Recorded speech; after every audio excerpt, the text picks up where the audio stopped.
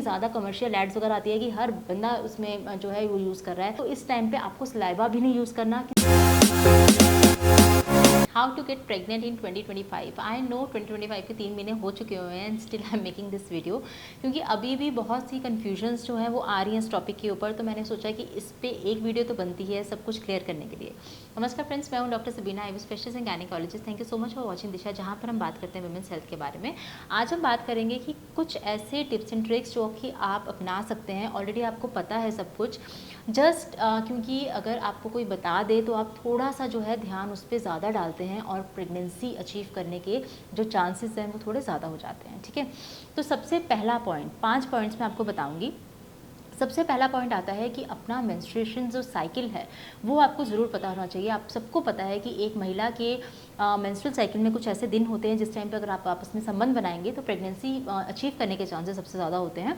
तो आपको वो ज़रूर पता होना चाहिए। आप ये जो है, मैंने इस पर वीडियोज़ भी बनाई हुई है, आप अपने डॉक्टर गायनेकोलॉजिस्ट के पास जाके भी इस टाइम पर पूछ सकते हैं कि आप किस टाइम पर कॉन्टैक्ट करें, किस टाइम पर जो एग है वो रप्चर होने वाला होगा।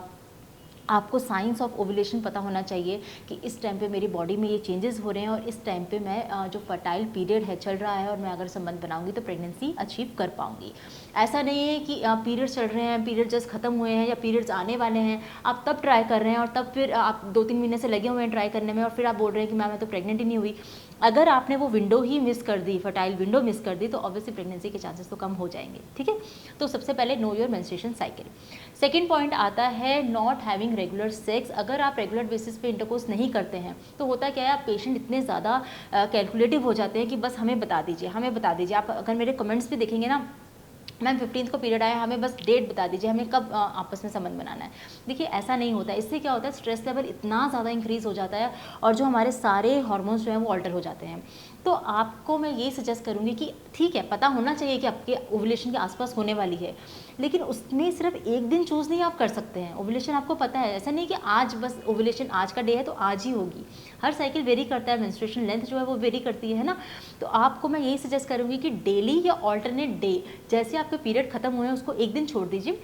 अराउंड 28 डेज साइकिल में डे 8 से डे 18 मैं बोलती हूँ, एटलीस्ट डेली या फिर ऑल्टरनेट डे आप कॉन्टैक्ट कर लीजिए। इससे 2 फायदे हैं। एक तो आपको स्ट्रेस जो है वो काफ़ी कम हो जाएगा, आपका दिमाग में यही नहीं चलता रहेगा कि अच्छा मुझे प्रेग्नेंट होना है इसलिए कॉन्टैक्ट हो रहा है, इसलिए कॉन्टैक्ट हो रहा है। दूसरा ये भी देखा गया है कि अगर आप फ्रीक्वेंट इजैकुलेशन करते हैं आपका मेल पार्टनर, तो स्पर्म की मोटिलिटी, स्पर्म की कॉन्सेंट्रेशन दोनों इंप्रूव होती हैं। तो ऐसा नहीं कि एक महीने में सिर्फ जो अपने स्पर्म्स को पूरा कंजर्व करके रखूँगा और जब मुझे प्रेग्नेंट करवाना तभी मैं बस इजैकुलेट करूँगा, ऐसा नहीं होता। स्पर्म जो है वो डेड हो जाते हैं, मॉर्फोलॉजिकल उसकी जो मॉर्फोलॉजी है वो रिड्यूस हो जाती है। तो फ्रीक्वेंट इजैकुलेशन भी बहुत ज़्यादा इंपॉर्टेंट है। अगला आता है फोर प्ले।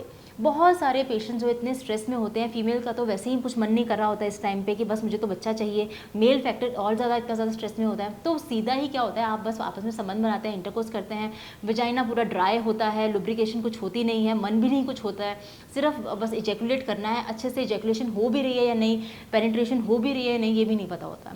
तो फोर प्ले इस टाइम पे बहुत ज़्यादा इंपॉर्टेंट है। फोर प्ले पे if you want I can make a different video also.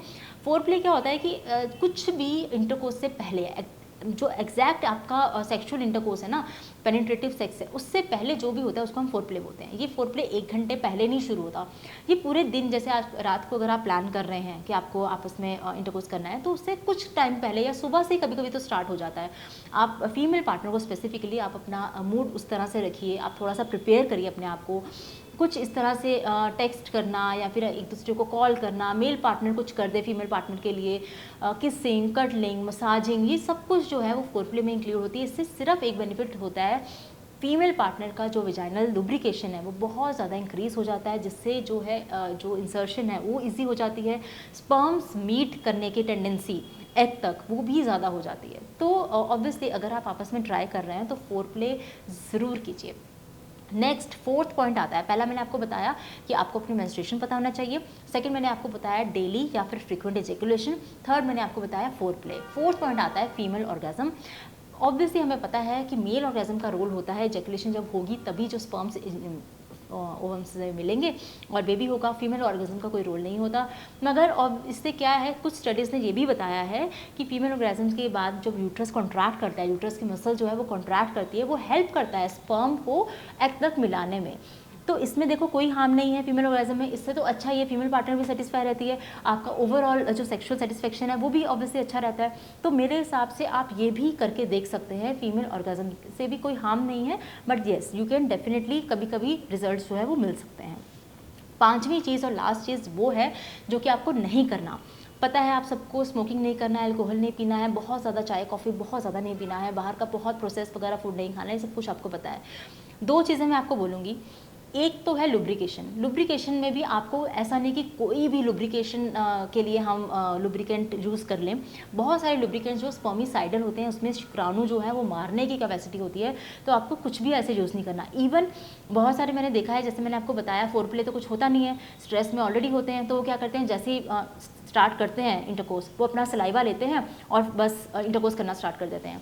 ये भी देखा गया स्टडीज़ में कि सलाइवा में भी अगर बहुत ज़्यादा सलाइवा आप लगाते हैं at the time of intercourse, तो जिस स्पर्म की मोटिलिटी बहुत कम हो जाती है, और हम तो वैसे ही प्रेगनेंसी के लिए ट्राई कर रहे हैं, प्रेगनेंसी हमारी वैसे ही नहीं अचीव हो रही, तो क्यों बिना मतलब से हम और ज़्यादा उसकी मोटिलिटी पे इफेक्ट कर रहे हैं, है ना। इस टाइम पे आपको सलाइवा भी नहीं यूज़ करना, किसी टाइप का लुब्रिकेंट अगर आप यूज़ करना भी चाहते हैं तो वाटर बेस्ड लुब्रिकेंट अपने डॉक्टर से पूछ के जो कि स्पर्म फ्रेंडली हो, मेरे हिसाब से तो वो आप ना ही करें, क्योंकि अगर आप फोर प्ले कर लेंगे ना तो आपको किसी लुब्रिकेशन की ज़रूरत नहीं पड़ेगी। तो एक तो आपको लुब्रिकेशन नहीं यूज़ करना, दूसरा है इस टाइम पे आप जब ड्यूरिंग इंटरकोर्स नहीं, उसके आसपास भी जब आप प्लान कर रहे हैं प्रेगनेंसी के लिए, तो जितना हो सकता है जो विजाइनल इंटीमेट वॉशेस हो गया, विजाइनल डूशिंग मतलब कि पानी रगड़ रगड़ के नीचे से विजाइना साफ़ हो रहा है, पीरियड्स के बाद साफ़ हो रहा है, इससे भी क्या होता है कि जो विजाइना की पूरी पीएच होती है वो ऑल्टर हो जाती है, जो विजाइना का इन्वायरमेंट है वो बहुत ज़्यादा ऑल्टर हो जाता है। तो जो स्पर्म्स को पेनिट्रेट करके विजाइना से तो जाना है ना ऊपर, सर्विक्स के बाद पहले विजाइना आएगा, फिर सर्विक्स आएगा, फिर यूट्रस आएगा, तो वो वहीं पर ही जो स्पर्म्स है वो डैमेज से हो जाते हैं, क्योंकि विजाइना जो पीएच है वो बिल्कुल ऑल्टर हो गया हुआ है। तो ये भी ध्यान रखना है कि बहुत ज़्यादा डूशिंग हो गया, रूटीनली इंटीमेट वॉशेज यूज़ नहीं करने हैं, अनटिल अनलेस अपने डॉक्टर को दिखाइए कि भैया मुझे कोई ज़रूरत है भी ये वॉशेज़ वगैरह की। इतनी ज़्यादा कमर्शियल एड्स वगैरह आती है कि हर बंदा उसमें जो है वो यूज़ कर रहा है, मैं ये वॉश यूज़ कर रही हूँ, ये वॉश यूज़ कर रही हूँ, जिसकी कोई ज़रूरत होती नहीं है। ठीक है, सिंपल आप पानी से, नॉर्मल वाटर से आप उसको ट्रैप ड्राई करेंगे, ये भी नहीं कि रगड़ रगड़ के मुझे साफ़ करना है उसको, सिंपल बस टैप टैप टैप करके आप जो है आराम से उसको क्लीन रख सकते हैं। ठीक है, तो फ्रेंड्स ये थे 5 टिप्स जो आप 2025 में अपना सकते हैं। ऑब्वियसली 3 महीने हो गए हैं, बट स्टिल अभी भी टाइम है जो कि आप इनको फॉलो करके प्रेगनेंसी जो है वो अचीव कर सकते हैं। तो आई होप आपको वीडियो जो है वो इन्फॉर्मेटिव लगी हो। कुछ भी और आपको पूछना हो you can comment down below और हमें मेल कर सकते हैं। ठीक है, तो if you find this video helpful तो प्लीज़ वीडियो को लाइक जरूर करना और चैनल को सब्सक्राइब करना। Thank you so much for watching.